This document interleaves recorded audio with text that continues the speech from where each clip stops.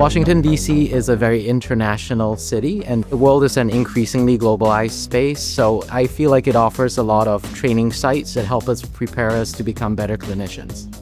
Preparing us to be independent and confident practitioners. I wanted to see how is it that I could give back to my own brethren, my community, my fellow veterans, and I honestly think this is the best way. We are in a challenging time, nothing like it. So to be able to have young people learn, be in the community, bring that activism and keep it here or bring it back home is important. It makes me feel like I'm part of the future and I'm really making a difference. I'm a player in how our society and how our government moves forward, especially concerning mental health. Teaching in the nation's capital is wonderful because I'm helping develop global leaders as well as global healthcare workers and better human beings. It is here that you will learn how to serve, how to lead, and how to make an impact.